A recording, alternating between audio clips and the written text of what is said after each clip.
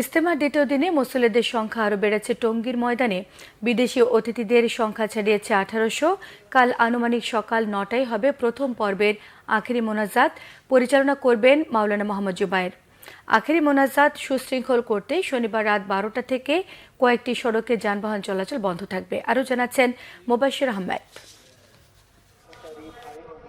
শনিবার সকাল থেকেই মুসল্লির আনাগোনা বাড়ে ইজতেমা ময়দানে।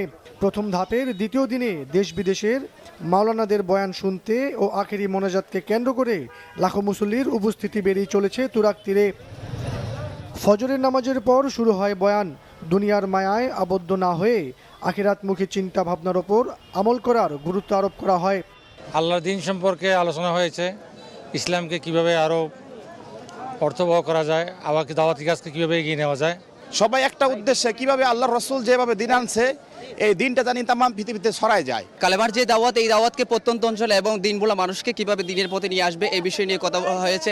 মুসল্লিরা বলছেন কোনো ভোগান্তি ছাড়াই ঈমান ও দিনের কাজ করতে পারছেন তারা। এরকম যদি প্রতি বছরই হয় 3 ধাপে, তাহলে আমার মনে হয় জনগণের কোনো অসুবিধা হবে না। ড্রোন পর্যন্ত সব, ক্যামেরা পর্যন্ত সব আমাদের যে নিরাপত্তার জন্য যে কাজটা করছে, অসংখ্য ধন্যবাদ।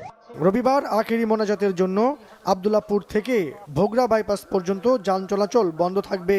আগামীকালকে আখেরি মোনাজাতের সময় আমরা ভোগড়া বাইপাসে ডাইভার্ট করে দিব, আমরা দৌড়ের এখানে ডাইভার্ট করে দিব, আমরা 300 বোর্ডের এখানে ডাইভার্ট করে দিব। এই 2-3 জায়গায় যখন আমরা গাড়িগুলো ডাইভার্ট করে দেবো, এই মাঝখানে ইজতেমার যে অঞ্চলটুকু সেখানে গাড়ি মুক্ত থাকবে, যানবাহন মুক্ত থাকবে। মানুষ পায়ে হেঁটে যেন এই জায়গায় এসে নিরাপদে ইজতেমার আখেরি মোনাজাতে শরিক হতে পারে, সেই ব্যবস্থাটি দিয়ে আমরা করব।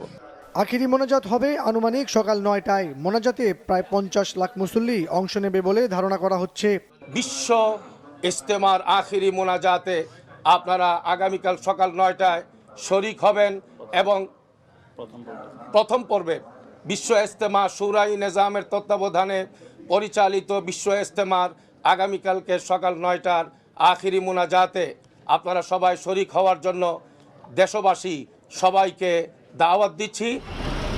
এবারের ইজতেমার প্রথম পর্ব শেষ হবে রবিবার 3 থেকে শুরু হয়ে আগামী 5 ফেব্রুয়ারি পর্যন্ত চলবে দ্বিতীয় ধাপের ইজতেমার কার্যক্রম। মোবাশ্বের আহমেদ, বাংলা ভিশন, ঢাকা।